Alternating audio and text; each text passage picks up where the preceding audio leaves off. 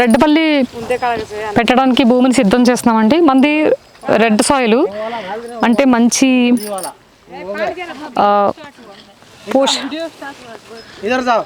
పోషక విలువలున్న మట్టి అనమాట. దీనివల్ల ఏంటంటే మనకి కనసనపల్లిలో ఈ చుట్టుపక్కల ఆందోళ మండలం అంతా కూడా చాలా ప్లేసెస్ పల్లి బాగా పండించే వాళ్ళము. చాలా బాగా వస్తుంది, అంటే పంట ఎక్కువ వస్తుంది అనమాట. క్రాపు ఏ విత్తనమైనా హైబ్రిడ్ అయినా దేశవాళీ అయినా అని చెప్పారు కొన్నప్పుడు. అందుకని ఎక్కువగా పల్లి పండిద్దామని అనుకుంటున్నానండి. ఎందుకంటే దొరకట్లేదు మనకి దేశవాళీ పల్లి రెడ్. దేశవాళీ పల్లిలో 25 రకాలు ఉన్నాయంటండి మనకి పూర్వం నుంచి. అంతరించిపోగా ఒక 10 వరకు ఉండొచ్చు ఇప్పటికి. మాకైతే 3 రకాలు తెలుసు. ఒకటి మన రాజస్థాన్ నుంచి తెప్పించే వాళ్ళం కదా, కొంచెం పెద్ద సైజులో ఉంటుంది. అది కొంచెం కష్టం అవుతుంది, దూరం, ట్రాన్స్పోర్ట్ 3 days. పల్లి కాస్ట్ కంటే ట్రాన్స్పోర్ట్ కాస్ట్ ఎక్కువైపోతుంది అనమాట. అందుకని అది తెప్పించట్లేదు. ప్రస్తుతానికి మనకి అందుబాటులో ఉన్నాయి నాకు తెలిసిన 2 రకాలు. ఒకటి తీగపల్లి, అంటే పల్లి పెట్టేస్తే తీగలాగా పాక్కుంటూ మొత్తం ఇలా స్ప్రెడ్ అయిపోతుంది అనమాట. అది చాలా తక్కువ క్వాంటిటీ వస్తుంది, ఇంకా చాలా తక్కువ. ఎక్సలెంట్ ఉంటుంది దాని టేస్ట్ కానీ క్వాలిటీ కానీ చాలా తక్కువ. మనం నూనె తీయలేమన్నమాట. సో ఇది వచ్చేసి రెడ్ పల్లి. ఇది కూడా దేశవాళీ, చాలా బాగుంటుందండి. కొంచెం చిన్న సైజులో ఉంటుంది, ఒకటే సైజులో ఉంటుంది. విత్తులు బయటకు వస్తాయి అనమాట. మనకు తెలుస్తుంది ముందే, ఆ పల్లి వలిసినప్పటి నుంచి కూడా ఆ కలర్ అలాగే ఉంటుంది ప్రతి పల్లికిని. సో అట్లా మనం కొన్ని గుర్తుపెట్టుకోవచ్చు. ఇది ఎందుకు మేము చాలామంది ఫార్మర్స్ని, రెడ్ పల్లి చాలా టేస్ట్ ఉందండి, ఆయిల్ కూడా తీయడానికి కావాలి అంటే, నాకు వచ్చిన ఈ పల్లి ఇబ్రహీంపట్నం మెట్పల్లి గ్రామం రాహుల్ ఆ అబ్బాయి నాలాగే చాలా జెన్యూన్గా చాలా బాగా చేస్తాడు. మనకు మొత్తం అన్ని ప్లేసెస్లో తమిళనాడు ఎక్కడెక్కడ సీడ్ మేళా జరుగుతూ ఉంటుంది కదా, మన ప్రకృతి వ్యవసాయము, సుభాష్ పాలేకర్ గారి ఈ అన్నిటికీ అతను అటెండ్ అయ్యి అన్ని రకాల విత్తనాలు తీసుకొస్తుంటాడు. నా వీడియో చూసి కాల్ చేస్తే మేము అలాగా కలిసి వర్క్ చేస్తున్నాం దీంట్లో. ఇప్పటివరకు మేము కలవలే, తను ఇబ్రహీంపట్నంలోనే ఉంటాడు. సో తను నాకు రెడ్డపల్లి విత్తనం తీసుకొచ్చి పండించి పంపించాడు అనమాట. ఆ పల్లితో ఇప్పుడు నేను ఈ పల్లి మనకి ఎక్కువ దొరకలేదు, కాయలు కొన్ని పంపించారు, ఒలిసి నూనె తీసాము. అసలు ఎంత బాగుందండి నూనె, చాలా టేస్టీగా, చాలా చిక్కగా, చాలా బాగుంది. కాకపోతే ప్రాబ్లం ఏంటంటే ఎక్కువ క్రాప్ రాదు. అందుకని ప్రకృతి అంటే కెమికల్తో పండించే వాళ్ళు అంటే ఓకే వదిలేద్దాము. ప్రకృతి వ్యవసాయం చేసేవాళ్ళు, ఆర్గానిక్ వాళ్ళు కూడా ఈ పల్లీకి ఇంపార్టెన్స్ ఇవ్వలేకపోతున్నారు. ఎందుకంటే చాలా తక్కువ వస్తుంది అనమాట. పంట కాలం కూడా ఎక్కువ.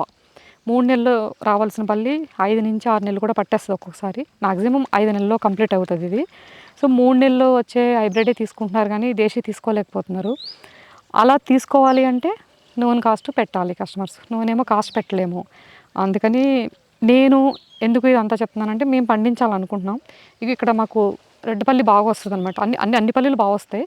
ఈ ఒక్క పల్లి నేను ఇక్కడ గ్రో చేసి తర్వాత ఇంకా ఫ్యూచర్లో మనకి ఈ టైపు పల్లి కొంచెం క్రాప్ వచ్చేది, తీగపల్లి ఇంకా తక్కువ వస్తుంది, అది కూడా దేశీయే, దీనికంటే తక్కువ వస్తుంది అనమాట. అదేమో తినడానికి డైరెక్ట్ పల్లి తినడానికి పెట్టాలనుకుంటున్నాను. ఇదేమో ఆయిల్కి పెట్టాలనుకుంటున్నానండి. అందుకని ఇక్కడ గ్రో చేయాలని 2 acresలో మ్యాక్సిమం 1.5 acre పల్లి తీసుకోవాలనుకుంటున్నాము పంటగా.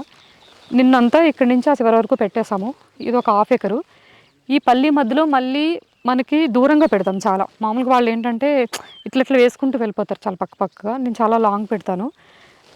ఈ పల్లి అంతా అయిపోయిన తర్వాత మధ్యలో ఎర్ర నువ్వులు, మనకి నూనె తీస్తాం కదా, అవి కూడా మన లంక గ్రామం నుంచి వస్తాయి. ఇక్కడ కూడా పండుతాయంటండి. టెస్ట్ చేస్తున్నాము, ఎందుకంటే మాకు ట్రాన్స్పోర్ట్లో చాలా అమౌంట్ ఎక్కువైపోతుంది. నూనె కూడా మీకు కాస్ట్ పెట్టవలసి వస్తుంది ఎక్కువ. అన్నీ అంటే కాస్ట్ 50 నుంచి 100 రూపీస్ తగ్గించాలని ఈ ప్లాన్లన్నీ చేస్తున్నాను అనమాట. ఈ రెడ్ నువ్వులు వచ్చేసి ఇప్పుడు మధ్యలో వేస్తాము. పల్లికి నువ్వులు వేస్తాము. నువ్వులకి మళ్ళీ పల్లికి మధ్యలో కూరగాయలు, ఆవాలు, అంటే మల్టీ క్రాప్ అంతర పంటలతో కొంతవరకు పెస్ట్ కంట్రోల్ చేయొచ్చు. తర్వాత ట్రాప్స్ ఉంటాయి, రకరకాల ట్రాప్స్, పురుగులు కంట్రోల్ చేసేవి. తర్వాత కషాయాలు, ఇట్లా కంట్రోల్ చేసే దాంట్లో మల్టీ క్రాప్ ఎక్కువ హెల్ప్ చేస్తుంది అనమాట. మధ్యలో ఆవాలు, ఆముదం, బంతి పువ్వుల్లో దేశవాళీ తీసుకుంటాను నేను అన్నీ. చీమబంతి కానీ, మన ఊకబంతి కానీ, ఇవన్నీ ఈ మధ్యలో వస్తాయి అన్నమాట. అందుకే పల్లి దూరం పెడుతున్నాం. ఇప్పుడు మీకు పెడుతున్నానండి, ఇట్లా పారిస్తాము వాటర్. మనకు వాటర్ సమస్యలు చాలా ఉన్నాయి ఇందులో. కడికి అది ఒక సొల్యూషన్ అయితే వచ్చింది వాటర్కి. మనకు పడింది 1 ఇంచే. ఎవ్రీ 3-4 అవర్స్కి 1 ఇంచు 10 minutes పోస్తే ఆగిపోతుంది. ఆవులకి వాడుకోవడానికి వస్తున్నాయి. మిగతా వాటర్ ఒక ఫ్రెండ్ ఊళ్ళో మా కష్టాలు చూడలేక ఆయనంతటా ఆయనే తీసుకుంటారా మేడం అంటే, ఒక 4 డేస్ నుంచి కలెక్షన్ ఇవ్వడానికి ప్లాన్ చేసాం అనమాట.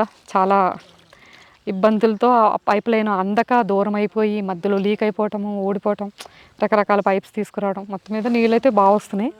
ఇవ్వండి, ఇంత వాటర్తో నేను ఈ పొలంలో పంటలు పండిస్తాను అనుకోలేదు. అసలు 8 బోర్స్ వేసినా మనకి నీళ్ళు పడలేదు.